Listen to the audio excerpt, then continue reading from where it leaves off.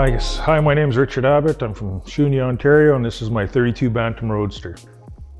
Okay, originally I built this engine for my drag week car, but with everything that's happened in the world, we bought this chassis out of Quebec and decided to just do some local racing. Escape the US currency. So this motor was built by Ray Barton. It's a 438 cubic inch Chrysler small block, R3 block with W9 heads. Makes about 800 horsepower. The car's been 820s, had a little misfortune, so we had to rebuild it.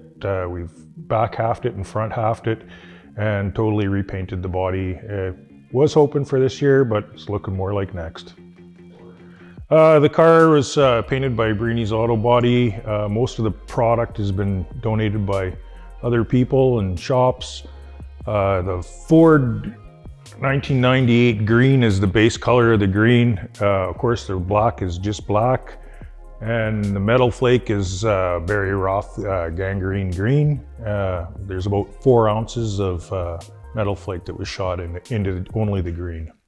My racing career started at about 12 with go-karts. I went up to motorcycles till I was about 40 years old. I've played a little bit with dirt track, and drag racing's been my passion. I've been 820s at 170 miles an hour on a motorcycle. And this also has been 820s, I think at 163 so far. My previous car to this is a 1930 Dodge 5-window coupe.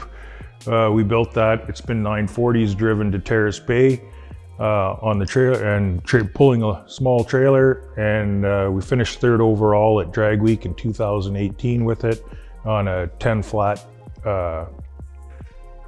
Was our 3-day total was a 5-day total was a 10:0013 for the 5 tracks that we raced. 2018 when we went to Drag Week, it was pretty much a pretty awesome experience. I went with myself and Kevin Reiner. We left Thunder Bay and headed to Atlanta, Georgia, our first stop. It was about a 22-hour drive. Then we got everything together. We started going through tech, met a bunch of great people, got everything done the first day. The next day you got to give up your truck and trailer and pile everything in your race car, and then she's 5 days of some people would call it hell, other people would call it enjoyment. We went out. The first 2 days were pretty uneventful for the travel wise. They were all about 180 to 200 miles a day. Day 3, we had a breakdown, which turned out just to be some electronics, but it was quite the troubleshooting on the side of an interstate. Met about 20 people that helped us. Without them, we probably wouldn't have finished the week. It ended up just being a coil. We replaced that, got to the hotel about 3 in the morning, and we had to get back up at 5 to get to the next track. So it was pretty tired day for that. Then we went out, we did our next 2 days, a couple sightseeings. We went to Pat Musey's shop one day, and we went to Biggin, I guess Race Cars by Biggin. It's another North Carolina company. Yeah, they make a lot of cool cars, a lot of fast cars. For the guys that are into no prep, they own Beer Money. A couple other cars that are pretty quick. Tooth Puller, it's a 6-second street driven car. Lots of cool product. Then when we were all done, we managed to place third overall, and I'm in, I would say, monthly contact with at least 3 people that we've did Drag Week with that are all over the United States. It was definitely something that everyone should try if they're doing the streetcar stuff, that or power tour. It's just memories you'll never forget. We did all through the Blue Ridge Mountains. One hill was like 7 miles long, up and 7 miles down. So there's actually video online on my feed there where we shut the car off and I think it was off for 7 minutes, and we were well over, well over 70 miles an hour on the way down the hill. It was pretty cool.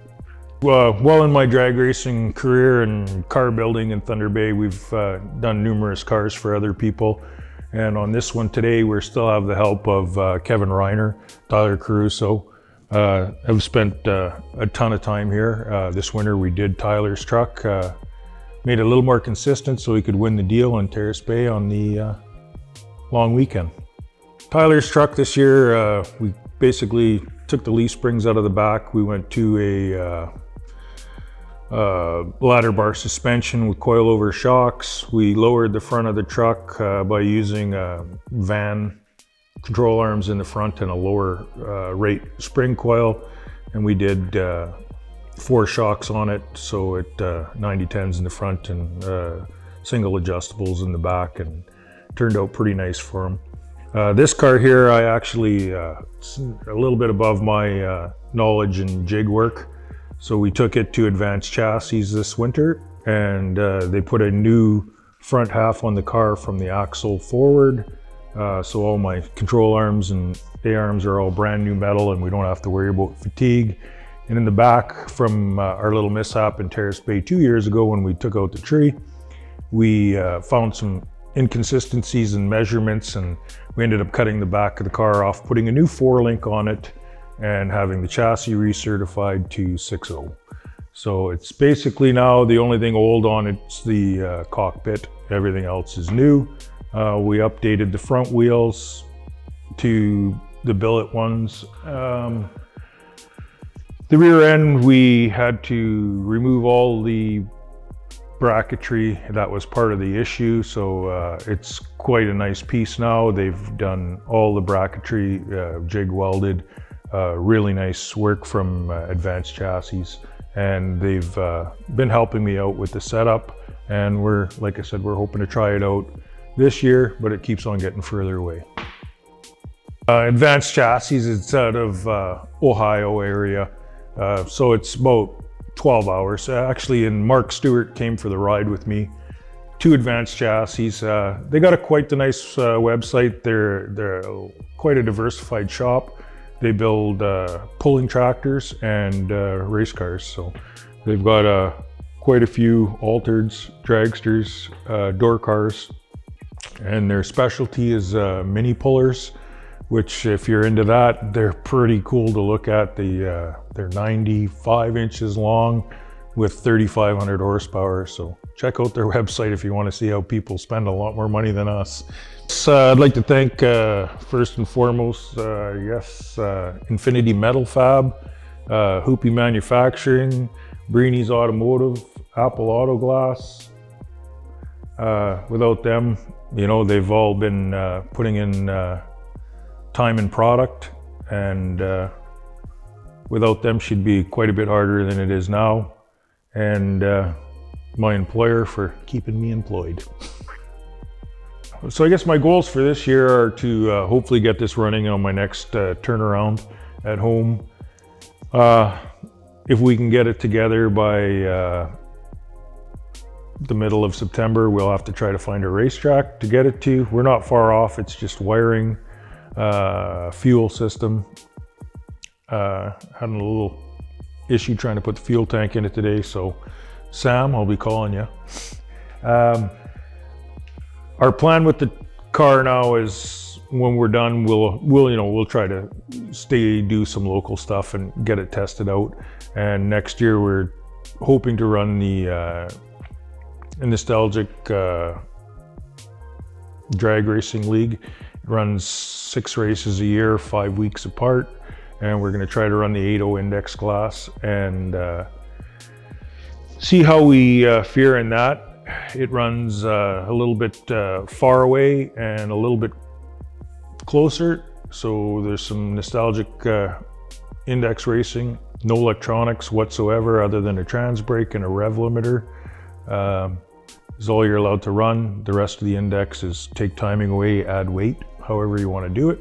And closest one to 8 without going over is the winner at the end of the week. They've been putting out about 160 cars an event. They run indexes from 7.0 to 11 flat is where I believe they run. Everything's on the 50, so it's 7.0, 750, 850, and so forth. They got quite a bit of good videos out there. If anyone's interested in it, it's a good YouTube channel to go watch. And that's where we're planning on going. 5 weeks apart kind of fits into my work schedule, and summer life in Thunder Bay usually starts the end of April and takes up middle of October is their last race. They run some of the benchmarks tracks, Bowling Green, Kentucky, Norwalk, Ohio, St. Louis, Missouri, Milan, Michigan, and Milan, Michigan's probably about our closest, and that'll be about a 10-hour drive.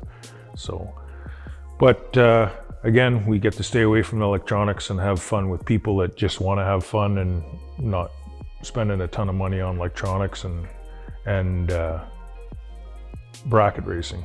So kind of a little bit different, and that's where we're going towards it. For me, I guess I love the sport, and anybody that's truly a car person, it's a great hobby. 90% of the time, you don't have to do a lot of maintenance between rounds other than checking your engine, transmission, stuff like that. You're not straightening metal every week. So that's my love of drag racing, and for anyone watching or doing it, we have a great amount of events with Terrace Bay, Kirkland Lake. Next year, I think we also have Duberville. Then they have, your regular Street Outlaws in Brainerd, event everybody should see. The Nationals in Brainerd where the fuel cars run. If you've never seen them, that's, you can't even describe it. So it's something that everyone should see if they're truly loving drag racing and into it. Nitromethane's just a different thing to see. You can't even explain it.